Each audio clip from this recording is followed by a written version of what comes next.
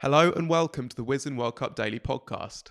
India are out in front at the top of the table, the only unbeaten side left in the competition after downing New Zealand by 4 wickets in Dharamsala. I'm joined by Wisden India editor Aadya Sharma and Katya Witney to pick through the game. Aadya, this has been a tournament without any properly close finishes so far, and so I think this counts as a tight game, even if India did spend a bit of time farting around trying to get Kohli 100 at the end. It was one with 2 overs to spare, for only 4 wickets in hand. And there were times when New Zealand were properly in the game, wasn't there? Yeah, it's as close as you get to a close game. Uh, but yeah, I think it obviously New Zealand were a few runs short than they would have aimed for, especially how Mitchell was batting, how Ravindra was batting. But I think like from an India perspective, it sort of shows that it's not a complete side. There are still things that need to be worked on.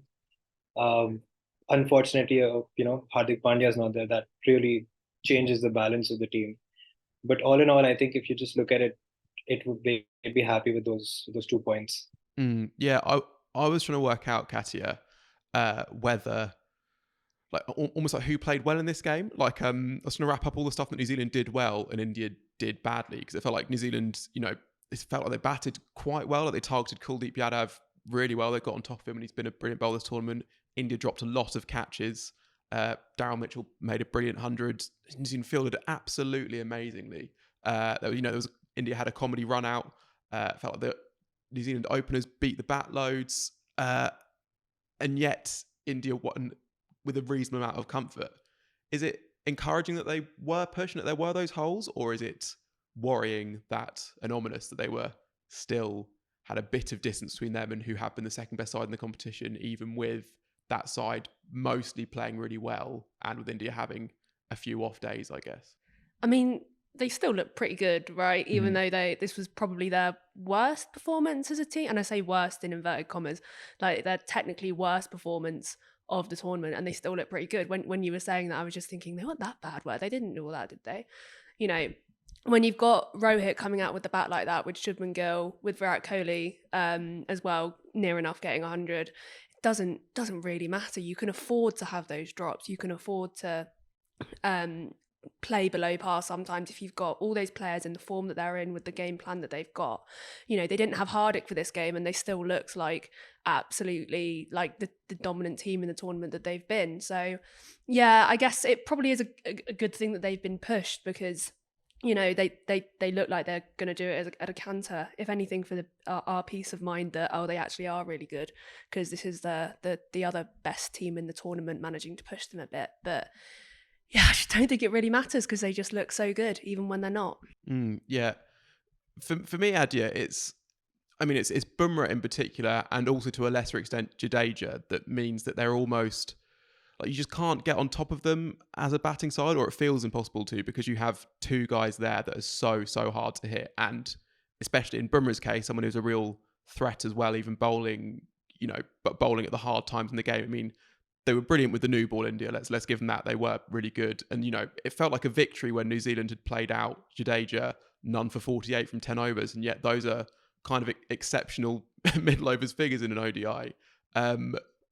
We have had questions on this. So Darshan Senthil asks, India have been near flawless in the five games so far. How could the remaining teams beat them? He's got a point, right? It seems almost impossible at the moment, unless you've spotted a flaw in the game plan that no one else has. Yeah, there's no obvious flaw as such. There's nothing, that the team can really point out and say, okay, this is something that we are doing incorrectly. But what we've seen in all these games so far is that there have been moments where India has been on the back foot, and yet they've been able to, bounce back from that.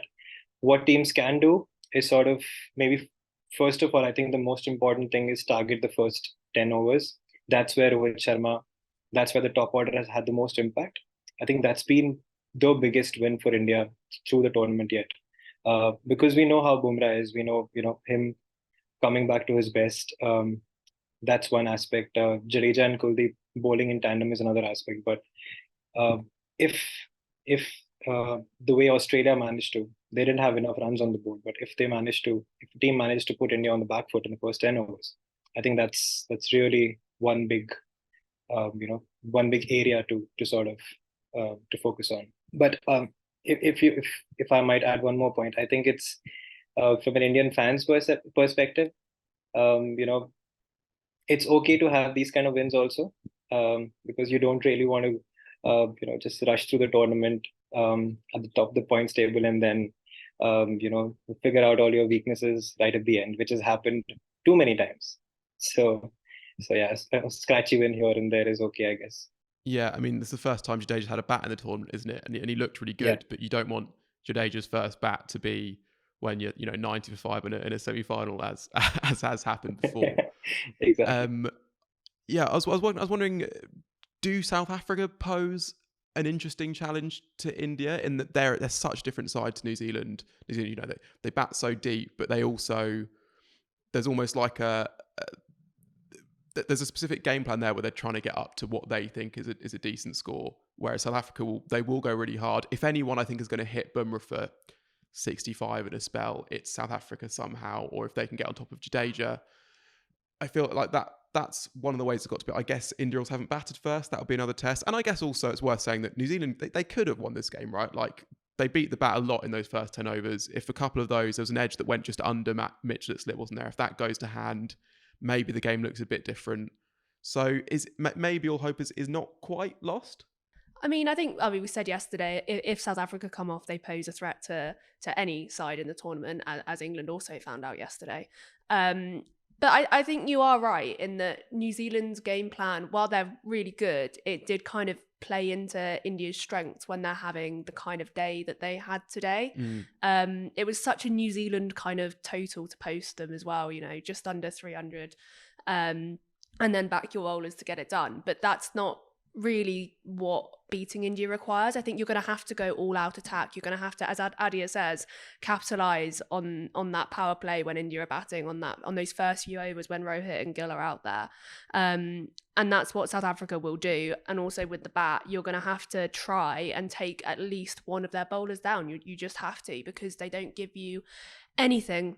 So yeah, I think South Africa, of the teams they've got left to play in the tournament, are probably the one that's most interesting. Or now that New Zealand are kind of ticked off the list, that's the next challenger, if you like. That's the next most likely, you think, to beat them.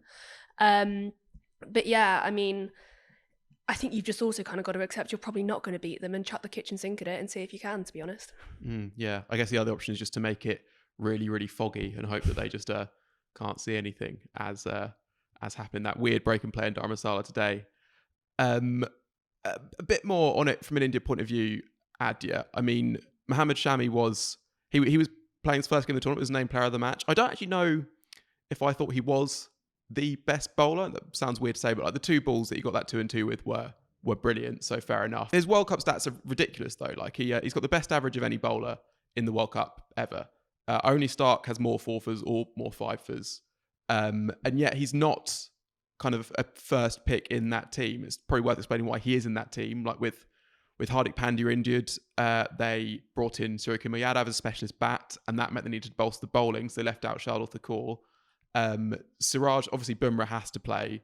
Siraj is the other fast bowler, and he is still number 1 ranked bowler in the world, isn't he? And he had the exact same figures as Bumrah today. He had a good day, had an LBW decision that was just turned down off his bowling. Is there a decision to make over which two of him, Siraj and Shardul, to pick when Pandya is back fit? Or do they just go back to the tried and tested formula, do you think? I think, first of all, the confusion comes from the fact that the Indian bowling lineup hasn't been consistent in the last few months leading up to the World Cup. Bumrah obviously was a late entry. Shami in the last 2 years or so hasn't, sort of like last 2-3 years actually, he has been in and out, in the sense like he's been rested. There was a younger crop of players bowling in the middle. There was Prasidh Krishna there. So injuries and rotation has sort of never given India in the last couple of years a specific bowling attack. Coming to this tournament, I feel there won't be a unified strategy. I feel it's going to be more match to match. They'll go game by game based on the surface. They have, say, someone like an R. Ashwin in the team specifically for tracks that will spin more, that will turn more. And I think the other discussion, if Hardik Pandya is fit, is about Shardul Thakur.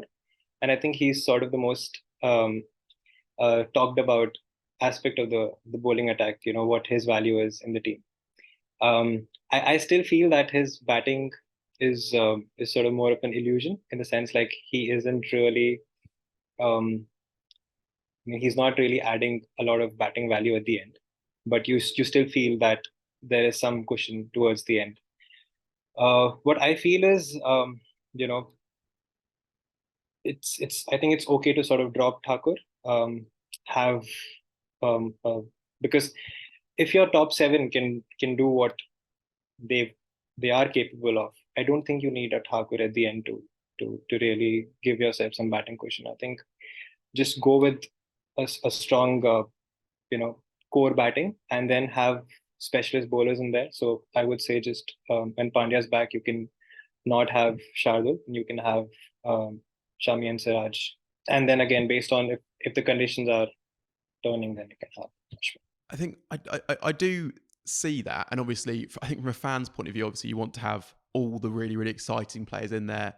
And Shardul Thakur, obviously, there's a certain appeal to him, but he's not going to be cracking the stumps twice in two balls with reverse swingers at 140 kph, whatever. But I weirdly do get why India pick him. Like Shami maybe gets into an all-time India ODI 11, and yet somehow he's not in India's ODI 11 right now, and he's bowling really well. But firstly, it's like, do you actually, like, you just don't need another 10 over bowler in a way, because you've got Hardik Pandya, who has bowled brilliant in this tournament, and you've got 4 other bankers as well. So actually you do need someone just to provide a bit of relief. And I think you even kind of saw today, like, okay, when Kohli falls, and we will get to that, for 95, the game is done, so it's fine. But if India had needed another, even like 20, 25 at that point, all of a sudden you're looking, oh wow, Shami at 8, that's not great. There's a chance to rush through here where, like, and actually this doesn't really show up in the batting stats, but Shardul Thakur, if he comes out and he plays like a pretty calm 12 off 12 to see a side home from there, that is really valuable, even though you don't end up giving someone that much credit for it, And you almost see the same with New Zealand as well. Like, they've got Mark Chapman at number 7. They don't need him there, but why pick the extra bowler who you're definitely not going to need, rather than the batter who you are probably not going to need? So I do get it, even though it is weird, because obviously Mohammed Shami / Mohammed Siraj are better cricketers than Shardul Thakur. That's just the situation that they kind of have, and it's a very, very good problem to have if the most discussed player is the number 8 who barely bowls and is very rarely to do the bat as well. I guess it's complicated by how sort of bad India's tail is. Like, it's just a very long tail, and yeah, I mean, if someone like in the past we've had someone like Bhuvaneshwar Kumar or Deepak Chahar who can still hold a bat and do the job that a bowling all-rounder probably does. But yeah. I guess we should talk about the Kohli 100 thing. Again, the runs he needed for 100 and that India needed to win were pretty much equal. And again, you had him turning down singles. He almost like clicks up a gear when he's just inside of that 100, starts scampering twos with this crazy rapidity.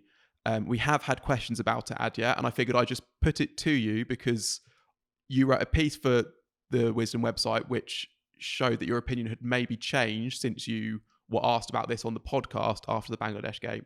Yeah, I think the reaction to Kohli's century in that game was extreme, I feel, because India was in a comfortable position, and then we were talking about a lot of hypotheticals in the sense like what India's net run rate would be for a team that's already second on the points table.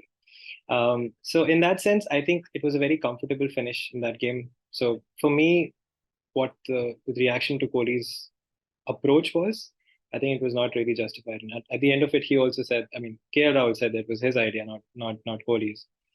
But yeah, I think today it wasn't as comfortable, but it was still not a situation where India was stuck. And barring that refused single, I think Kohli was still very much in control of the innings. So even today, I don't think it really was him, forgetting what the required runs are and just going for his century. Yeah, I don't know how you feel about it, Katya. I guess one thing that I don't think this isn't specifically a Virat Kohli thing in terms of India. Like, I think it has happened to be him twice in a row. But I think if any India batter were on 90 with 10 needed to win and the game pretty much sewn up, I do think that whoever was in with them would be trying to give them a chance to get there, right? Or do you not agree? It's just Virat Kohli, it's so fun that it's him because everything swells around him. But I think if it were Kerr Hall or Sky or Gill, they would be playing for that milestone. Whether that's right or wrong or not, I don't think it's a specifically Kohli thing. I think potentially, I think you're right in that the reason it's riled people up so much is more to do with the fact that it's Kohli than that it's, the what he's doing, because so many players have done that, right? I think the previous incident was also had the brilliant theatre of obviously Richard Kesselborough, and this lacked that. While it was a bit closer, it lacked Michael Gough, meme potential. I don't have a massive problem with it, if I'm honest with you, as long as wides are called when they're meant to be called. It's your batting, your innings, your team's innings. Do whatever you want with it. Just don't cry when it all goes wrong. And it hasn't gone wrong yet, so it's all fun and games. It's all fine. Yeah, until it isn't. Yeah, and I also think that people were referencing that it'd been a long time since Kohli had made a World Cup 100, even though he'd averaged 60 in the 2019 World Cup with some unbeaten 50s in there. So as much people say, it doesn't matter, play for the team. Sometimes those same people are saying Kohli's not got a World Cup 100 in a while, so these things don't matter, and maybe they do matter a little bit, but that is probably more than enough time on a thing that really didn't affect the game at all, which is almost the point of it. Katya, how good are New Zealand? They've won 4 and now lost just the 1, but those 4 were against 4 of the easier teams, and let's bracket England in that. They've got Australia, South Africa, Pakistan, Sri Lanka coming up. The next 3 games are Australia, South Africa, Pakistan. Those are all tough games, and if they were to lose all 3, they would be in danger, but they're probably still okay, right? Yeah, I mean, I think it's a bit much to go on to say that the side who were unbeaten going into today's game might not qualify for the semi-final. They more than likely will, and they are very good. They are a very good side. They are the ones who've run India the closest, and that wasn't very close, but I think that says more about India than it does about New Zealand. Yeah, they are a really good side. I think, as ever with New Zealand, their game plan hasn't really changed for the last decade in ODI cricket, and it's a very simple, very understated way of doing things, almost like opposite of what India do. So it's very easy to predict how they're going to go about and win their games. It doesn't make it ineffective, as we've seen so far in the tournament, but it also feels slightly vulnerable to coming unstuck at points. So as we mentioned with South Africa being the most likely to challenge India, they are also probably quite likely to challenge New Zealand by, batting first, absolutely smashing them out of the park and setting a total that New Zealand don't have the firepower, I guess, maybe, to chase with the bat. So, yeah, I mean, they could come unstuck at some point, but they've looked pretty classy throughout the whole tournament. They've got so much depth with the bat and with the ball. We discussed it yesterday, like in a World Cup where so many sides are searching for balance, and we've even started talking about it with India with this injury to Hardik. How do they bring him back, possibly keep Mohammed Shami and find the right balance in their side? That's not really a question we have with New Zealand because they are so well balanced. Yeah, and you don't go from winning your opening 3-4 games of the tournament, I've completely lost track, to then all of a sudden not being very good. They are very good, and they're still tournament contenders. Yeah, they're New Zealand, and they'll do what they'll do, and they'll probably reach another final, and hopefully this time they'll win it. I don't know. Yeah, I guess. Yeah, I think those 2 games will be fascinating, especially Australia and South Africa. Just it would be a clash of stars, and I can equally see New Zealand's plan working against South Africa, where a team that is getting every percentage and is really good in the field and keeps their heads about them won't get rattled by that sort of attack, and that could also prove really interesting. But that game's in a while. Tomorrow, Pakistan play Afghanistan. We're getting to do or die time for a few teams. It feels like. Aadya, you're going to be there. Pakistan really can't afford to lose this, can they, after having lost 2 in a row? And, Afghanistan, they beat England. They could pose them a bit of an issue. Absolutely. I think the Chennai surface is known to have, a bit of turn. It's going to be the same surface that India played Australia. So, you can expect a similar sort of turn through the day. It's going to be hot in the morning, in the afternoon. So those are things to consider. I think just the surface wise, I feel Pakistan's spin attack comes into the game a little, it's a little underwhelming because you have someone like a Shadab who didn't play the last game. You had Usama Mir coming in, and Mohammad Nawaz also hasn't done anything spectacular in that sense. Um, you know, in that sense, I feel Afghanistan's spin attack is on paper stronger, and that could be the decisive factor because we saw how Pakistan's batting really slowed down in the middle overs against India. So I feel that could be the interesting bit. But yes, as you mentioned, Pakistan cannot afford to sort of slip tomorrow. They started off well, but again, they have reached a point, as it happens to them often, where the next day could define how they go forward in the tournament. And a big game for Babar Azam, I guess, who I guess there's growing pressure on him as a captain. You know, you've got various ex-Pakistan cricketers saying he should step down, that sort of thing. He's also just not had a great tournament with the bat, and you feel that if Pakistan are to really trouble the last stages, they need him fully confident and in good form. So it's just a big game for him. But we'll be back tomorrow to pick over the bones of that game. Cheers, Katya. Cheers, Aadya, and thanks for listening.